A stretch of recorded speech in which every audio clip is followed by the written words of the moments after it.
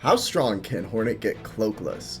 Recently, I had the pleasure of watching a video made by fellow YouTuber Kilroy Was Here, in which they showcased a way to escape the slab without getting your items back, leaving you cloakless. After doing this route and performing this glitch, they challenged the second Savage Beastfly fight in far fields. However, to beat this boss, they had to despawn the minions during, and they claimed it was impossible to do with the minions. But this left me with a question. Just how powerful could the cloakless Naked Hornet get? How many mask and spool upgrades can we actually reach? The answer is actually pretty interesting, so stay tuned. There's the obvious easy few, the Bone Bottom Spool Fragment and Mask Shard, Wormway's Mask Shard, Bellheart Merchant Spool, and Deep Dock Spool Fragment. The Mask Fragment between the Marrow and Deep Docks is also pretty easy to get if you're patient enough to take care of the enemy room. We can only get 2 more Mask Fragments to my knowledge, the one in Coral Chambers past the Cogwork Core enemy room, and the one in Shellwood.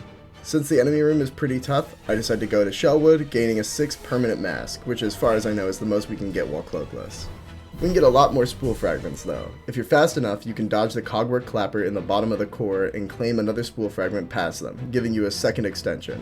You can get another spool fragment atop Greymoor to the right of Halfway Home as long as you're able to take it slow and easy. Here's the cool part though. If you avoid picking up the white key, it'll later be sold by the Wandering Merchant in Songclave, meaning you can avoid having it taken away from you by the jailer when you're sent into the slab. This gives you access to a spool fragment in Whiteward underneath the elevator, as well as a way into the Underworks to gather the last 2 spool fragments, one of which is behind an enemy room that is pretty difficult to do cloakless.